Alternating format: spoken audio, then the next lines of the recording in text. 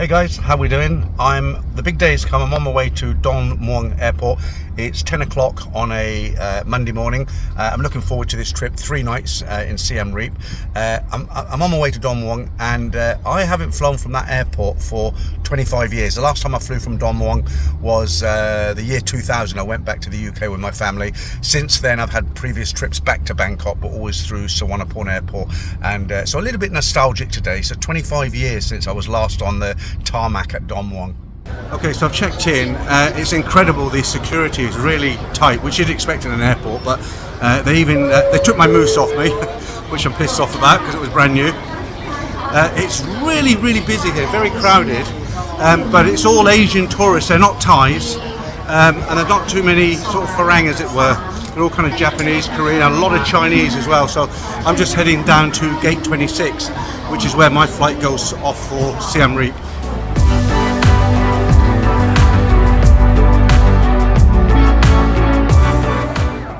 Yeah, well, there's my ride to Siem Reap, direct from Bangkok to Siem Reap.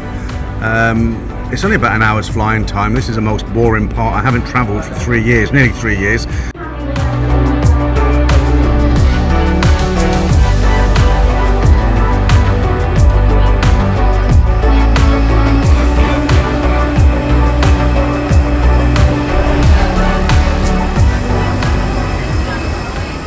So finally on board. It's about an hour from here. The flight's actually full, and I'm one of the first on. That's why there's all the empty seats behind me, but it is a full flight. Quick look at the menu here. You have to buy anything you want. That's 150 baht for that. I don't know if you have to pre-order it or they have it on board, but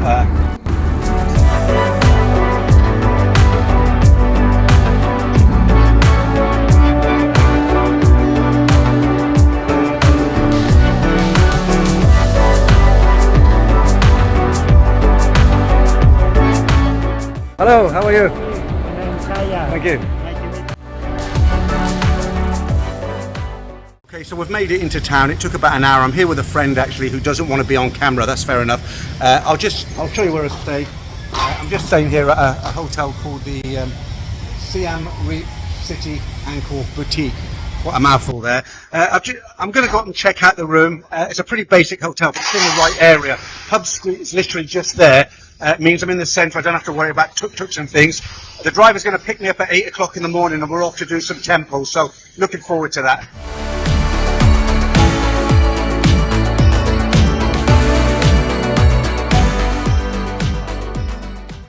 Okay, so this is my room here. Right, I'm going to be totally honest with you. I paid 800 baht a night initially on Agoda for the room, and when I went to visit the room, it wasn't this room.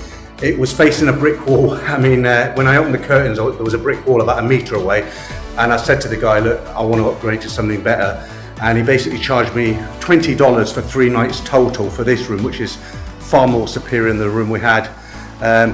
So it's at the front of the hotel. There's a bit of a balcony there. Actually, I say bit of a balcony. It's a big balcony. It's much brighter because obviously there's not a brick wall there. Yeah, it looks okay. I mean, it looks a little bit dated. The pictures on Agoda look much nicer, but you know what, I've got no complaints. So it works out I paid about 1,000 baht a night for this. And the owner brought me here. He was a very nice guy, very nice to talk to. I just slipped him the $20 and joked that he can go straight in his pocket. Right, okay, so in-room safe, that's a good sign, always good, and it's left open. Sometimes people close it.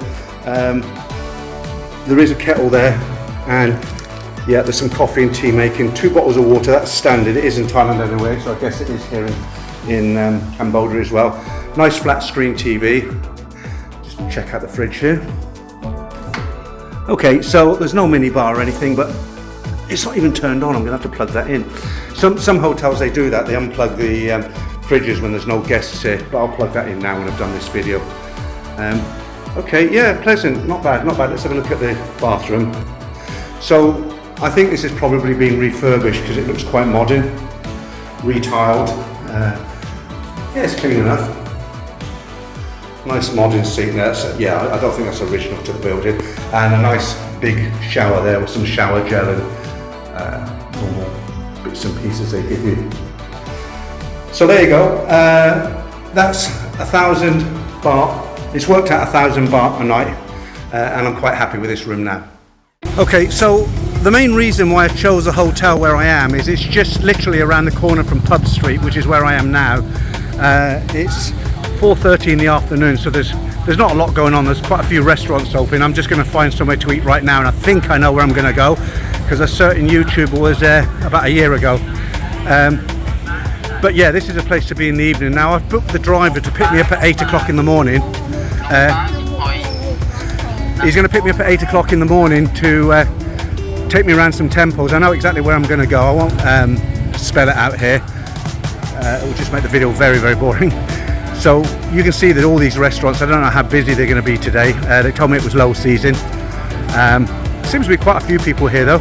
I'm going to go to a place on the corner there called the Red Piano, because I know the food's okay there, because I've seen another YouTuber there. He made a video where he had a meal there. This is the main sort of pub in Siem Reap, where it's a real tourist area. I mean, they have coffee shops, they have lots of pubs and restaurants. It's very, very vibrant, very lit up. And as you can see, I've just come out for a few beers. If you're not sure what to do when you're here, there's lots of places that arrange tours, and it's pretty cheap actually. They rent motorbikes here as well. You can go to all these mini buses, tours, boats, sleepers. A bit like Thailand really. Look, you've got, I won't try and pronounce them all. There's a floating village there, $18 for the day I think it is. But yeah, you won't get bored if you come here on spec and you're not sure what you're going to do. You just come to one of these travel places and you can book up for the day or the afternoon. Of course, Angkor beer at $1 pop.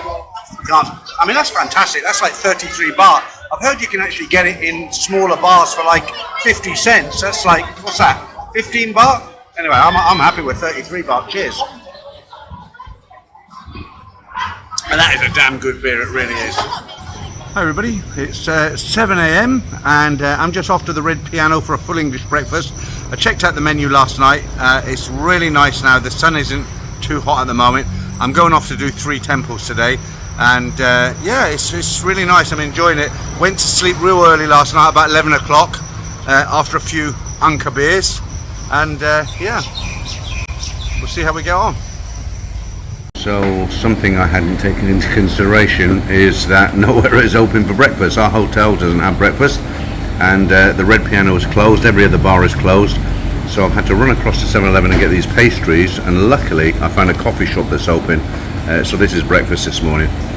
Okay, it's 8:30 in the morning. I'm just about to enter the first of several temples today. This is where they filmed Tomb Raider.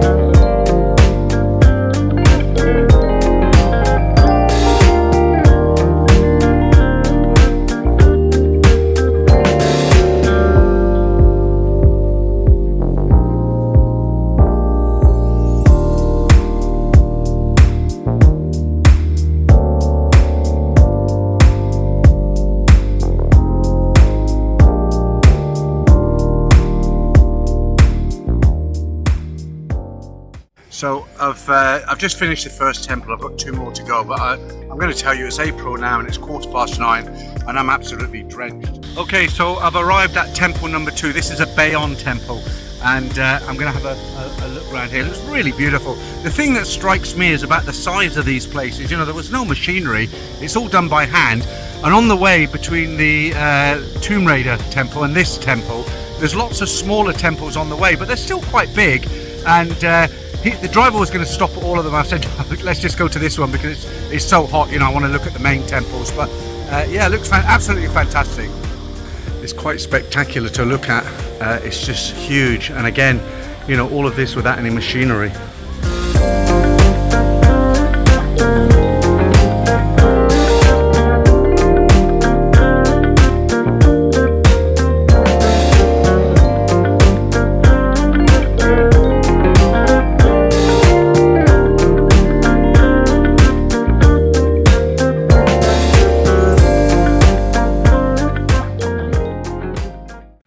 so much to see around here, but I warn you, it's quite exhausting with the heat, so bring plenty of fluids with you. Although saying that, there's a lot of people selling drinks outside these temples. It's a lot more, I find it more pleasant in this second temple, because at the first one the sun was just beating down relentlessly. There's a bit of an overcast now, there's some clouds, so it's not cooled down, but the sun isn't really strong. But yeah, it's a great experience, really good.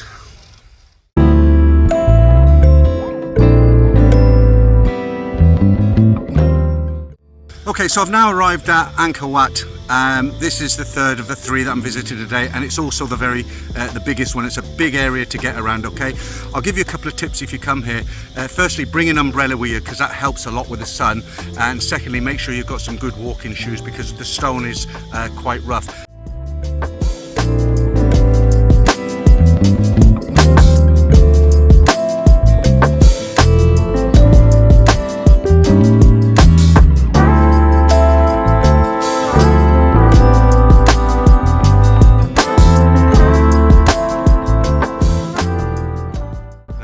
While you're here, you will get a lot of people try and sell you things inside the temple itself, or Wat. People want to take photographs of you, they want to be your tour guide, things like that, and there is actually quite a lot of them. I just politely say no to everybody and they don't really bother me, but it's a little bit annoying. I know they're trying to make a living and what have you, but there's just so many of them, especially at the entrance when you come in. No big deal really, but just be aware of it when you come here. There are those people trying to sell extras to you. One thing that surprised me a little bit is I was told there would be literally thousands of tourists, coachloads of people wandering about. And I don't know if it's because it is low season, but there isn't that many people here really, considering what a major tourist attraction this is.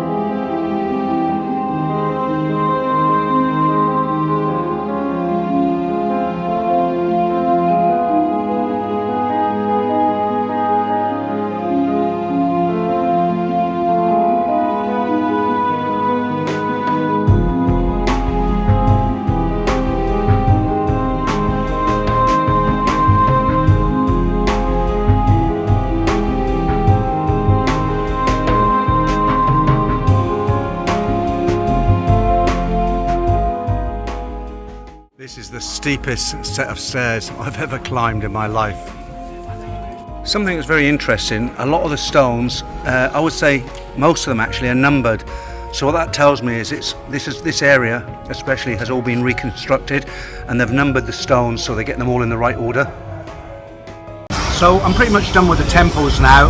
It doesn't take that long to get around them. It depends how much detail you want to get into them, but I've done the three temples. I've come back into town now. I had a shower. I was absolutely drenched with sweat. It is hard going, but I'm here now. I've just had a nice meal again at the Red Piano, which I'll show you in a second. I've got another day, so I'm going to be looking on the internet tonight for things to do tomorrow, but I think tonight the river's down that way, and there's a night market, one of the waitresses told me, which closes at 9, so I think we're going to head down there later on tonight and just get a feel for it, get a feel for the vibe down there, and just see what's happening, and yeah, have a general look around to see if there's any nice restaurants by the river, have a few beers, that sort of thing, and yeah, I won't be having a late night tonight, that's for sure. Now this is a local dish, I forgot the name of it, but it's made with local beef, and I've told them to make it really spicy, hence all the chili in there. It's honestly, it's absolutely delicious, really tasty, and it's cost me about $6.50. In fact, there's so much meat in there, I don't know if I'll get through it, but really good.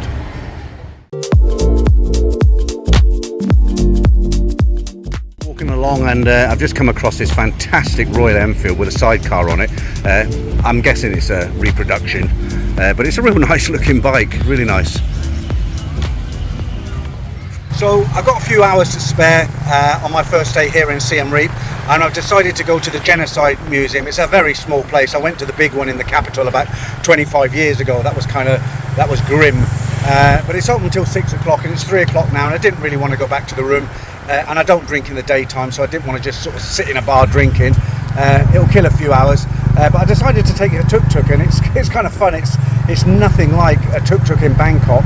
It's kind of just like a motorbike with this kind of cart strapped on the back. It does the job though. He's charged me $3 for a 10-minute journey, that's about 100 baht. I mean, it's not too bad.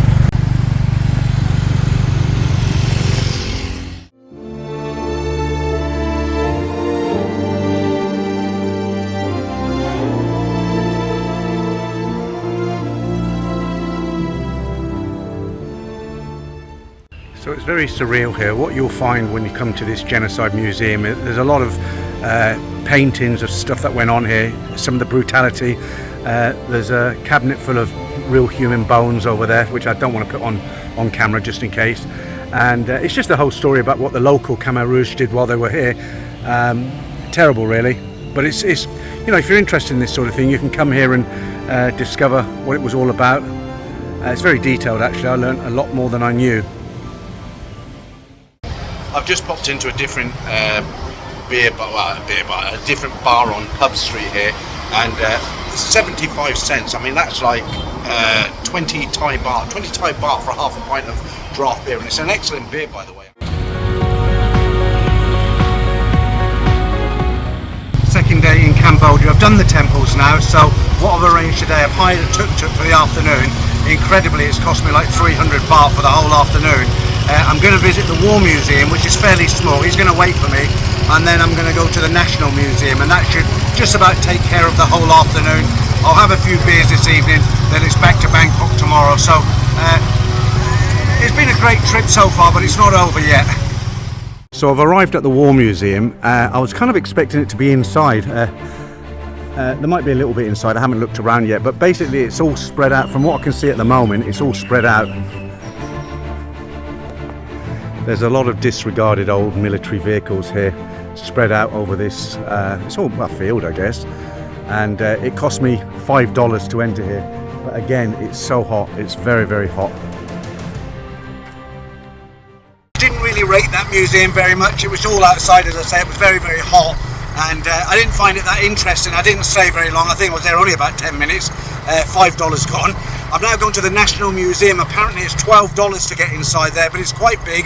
There's a lot of information about the temples, and it's all air conditioned as well, so hopefully you can spend a bit longer in there. Okay, this looks a lot more interesting than the last place I was at. It's a National Museum, so there should be quite a lot to see in here, and it's a very large building. As I say, $12 to get in, but I don't mind paying. It's a one-off experience, isn't it? Let's go inside and see what they've got. I don't know if I might not be able to film in here. Let's have a look.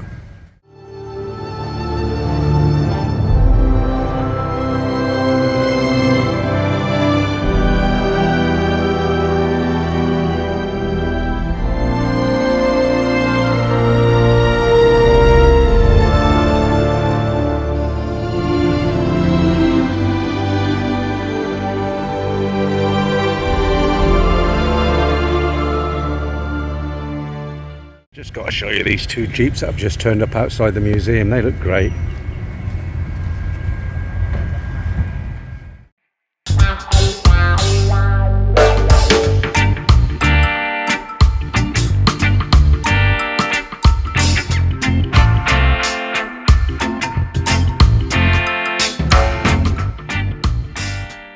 Just want to show you something here. Pub Street's got some great restaurants on in it, but obviously they're geared up for foreigners. I had a chicken fried rice on Pub Street today and it cost me $5. Okay, this isn't chicken, it's only vegetable, but I just want to give you a comparison. It's $1.50. So if you go to the end of Pub Street towards the river, there's a market open in the evening, and you can see some of the prices. You're looking at $1, $1.50. It's dirt cheap. As I say, Pub Street's got some great food, but you're going to pay tourist prices. And if you can deal with food like this, it's pretty good. I thought I'd just round up this video, my Siem Reap video, a bit of an opinion from me, and give you some tips, things that will help you out if you're planning to come out to Siem Reap. I've picked up some really good knowledge to pass on to you. So the first thing I'd like to tell you is if you come out here, do absolutely everything online. It's really helped me out a lot, and I'll give you an example.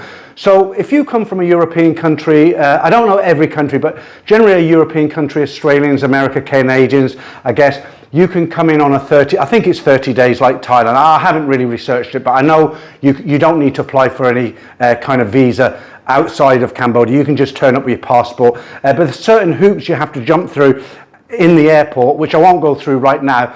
Various documents you'd have to fill out and everything. So the easiest way is, what you do is you go on the Cambodian immigration website and you can register for an e-visa. It's very, very easy. They just want your passport details, number, name, when it expires, what hotel you're staying in, who you're flying out with, return flight numbers, things like that. Once you've entered all that into their system, you'll get an automatic email to say that they've received your application, and about 6 days later you get your e-visa, which looks something like this. That was mine. I hope this comes out okay. So they sent that to me, and that's got all my details, obviously. That is my e-visa. So that's the first thing that's going to help me, give me a head start at the airport, as opposed to people who don't have it. Now, the other thing is you have to fill in the equivalent to a TM30 like you do in Thailand. So again, that's on the immigration website, the Cambodian immigration website, and you can fill that in as early as 7 days before you travel. Now, if you forget to do it and you arrive in Cambodia and you haven't done it, they won't stop you coming into the country, but they have a bank of flat screen Android tablets, which you see all the foreigners lined up waiting to do this in the airport, which is a cumbersome task. You don't really want to do that.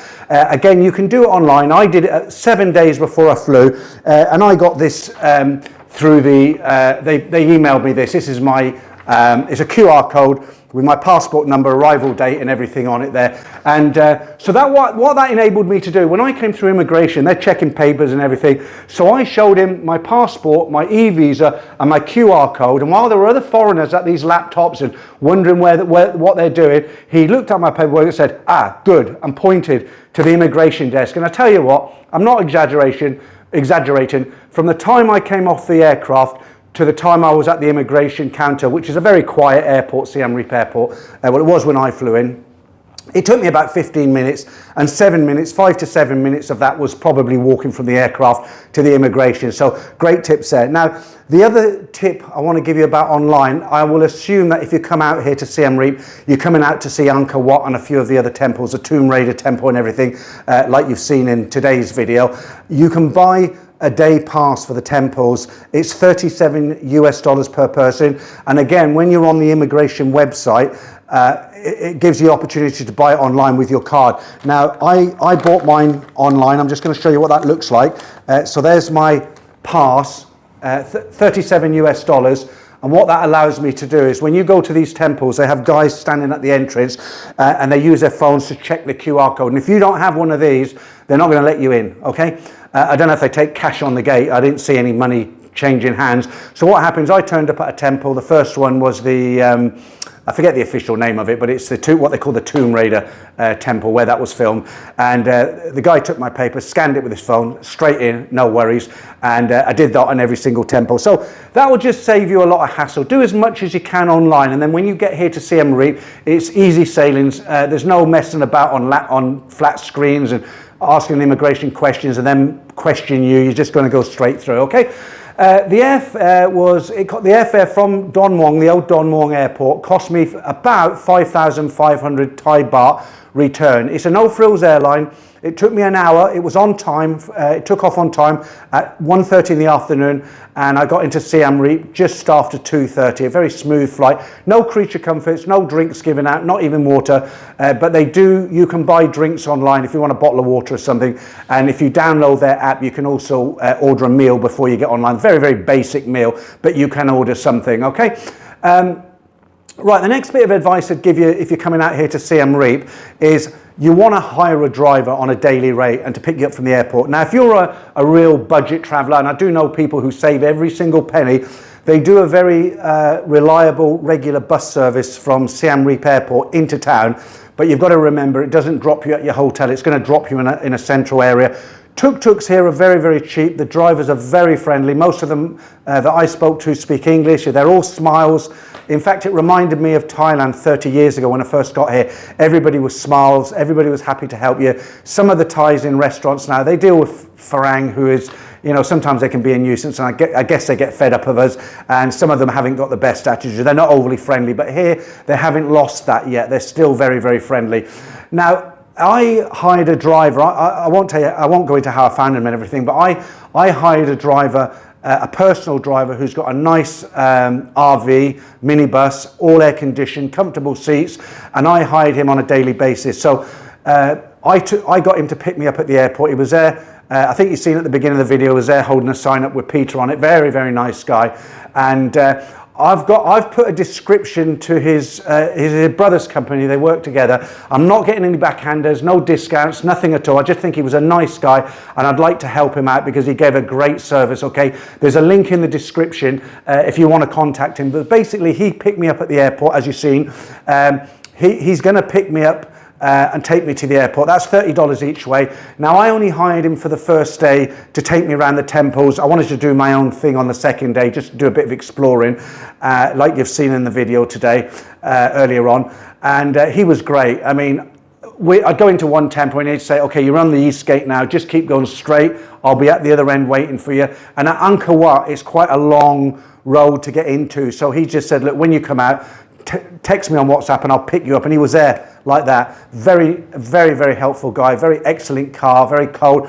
Every time he picked me up, he'd give me a pa yen, a cold cloth to put on my neck, and an ice cold bottle of mineral water, free of charge, and very accommodating, very good information, okay? So I would suggest if you come in here and you don't know the ropes here, hire him, he's great. The whole thing, going to the airport, coming back, and the day was $40, and I'm so impressed with him. I'm actually going to give him a $20 tip at the airport, because he hasn't asked. I said, do you want the first lot of money today? And he was like, no, give me it at the airport altogether. $20 is about 600 baht. He was so helpful. He earned it. You know, I like to reward good people. So that's the next tip I'd give you.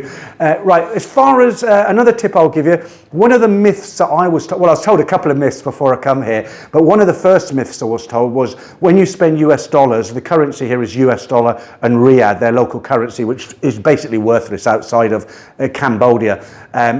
You need to bring dollars with you when you come here, and preferably small denominations, ones, fives, tens, 50s, 20s. One of the myths that people told me, BS basically, they said when you go into a restaurant here, if you buy a meal and it's $5, they're going to give you $45 in change in Riad, and you can only spend it here. That's absolutely not true.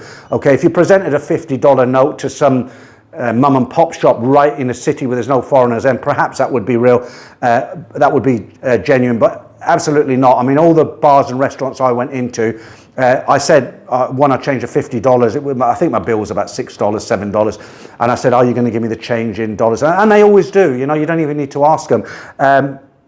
They might have to make up those little bits with local Riad, and you collect them. I think it's something like 4,000 Riad is $1, you know, a ridiculous amount. But you get your change back in dollars. So that's a myth. When you go around spending dollars, you can just check with them, say, look, I'm going to give you a $50 note. I did it today, you know, I'd give someone a $20 note, and I said, are you going to give me the change back in dollars? And they went, oh yeah, absolutely. And they give me dollars. Okay, so don't worry about coming back with a suitcase full of Riad. Just one other thing on the flight. As far as I could tell, there was no checked-in luggage, and you're only allowed 7 kilos with AirAsia. Now, I've heard coming from Bangkok to Siem Reap, they're very relaxed about it, half kilo over here or there, they don't say anything.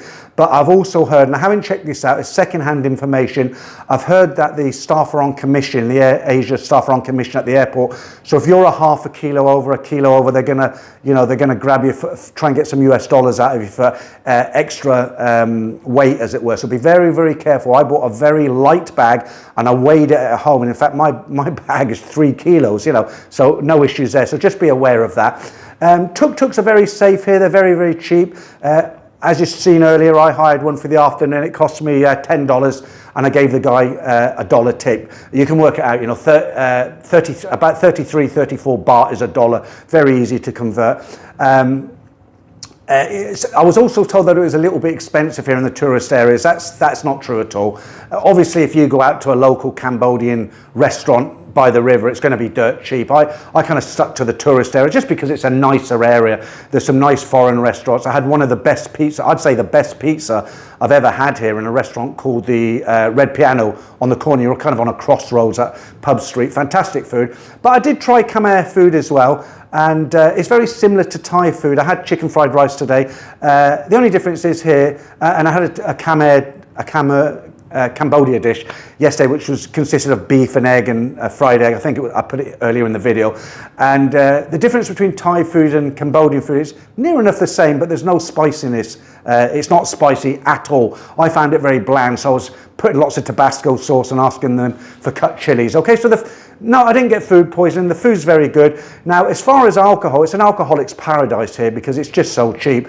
I mean, I went into a big supermarket today that I'd walked past several times. I hadn't noticed it.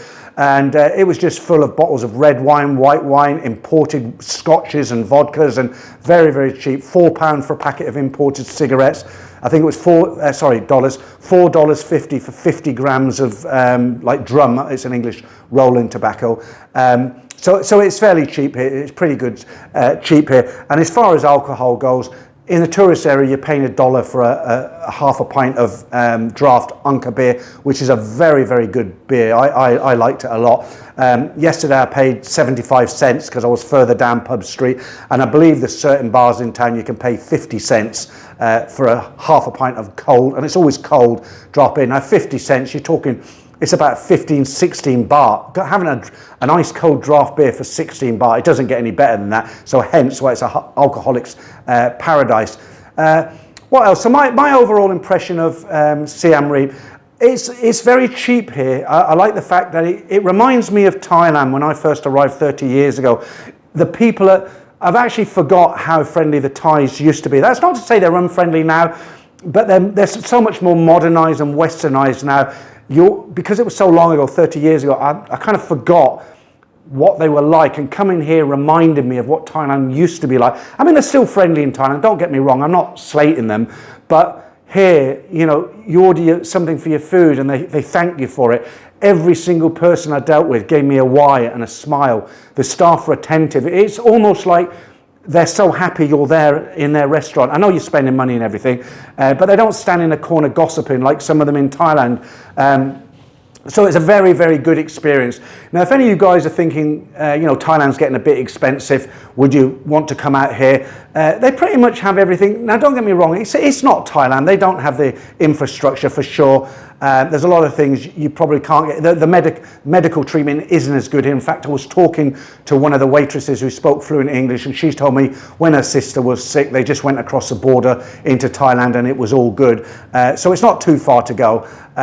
I don't know what they do in the hospitals here. I've never been to a hospital, but apparently they're not like the hospitals in Thailand. But if you're a guy and you're on a really tight budget and you just don't want to go back, or you're fed up of Thailand, or you think it's getting expensive, this could be an option for you here because it's so cheap, it's unbelievable.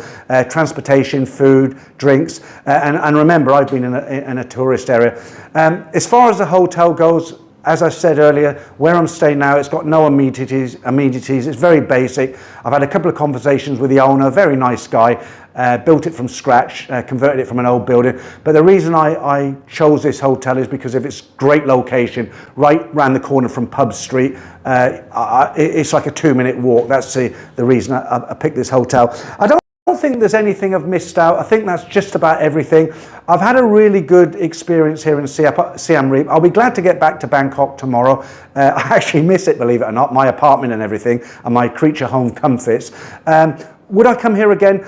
If I came here again, it wouldn't be to do the temples. Once is enough. I would come here and I would hire a motorbike for a week and I would get out there and explore, because traveling in the Tuk Tuk today, I passed some really nice areas, really nice, in the centre of town. They have a river runs through town and there's some very nice restaurants, but I didn't get a chance to explore them. If I come back here again, that's what I'd like to do, okay? So if you're planning to come out to Siem Reap, I think you'll find it very, very enjoyable. Pick up on those tips I've given you today. It'll just make life so much easier.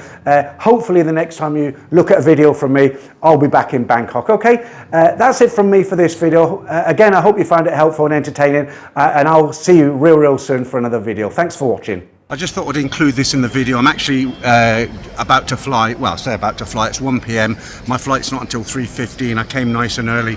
But this is a beautiful airport. It's a very, very quiet airport. It's a fairly new airport. It's about an hour away from the city centre. The reason they built it is because the old airport was quite close to all the temples, and they were just a bit worried about the ground shaking from the aircraft landing. So they built this very nice airport here. But it's very, very quiet. I don't know if it's. I know there's a few flights going. I've seen there's a flight to Malaysia today. Obviously, I'm off to Don Muang. There's a few coffee shops and bits and pieces, but it's nice. It's air conditioned. It's good. No complaints.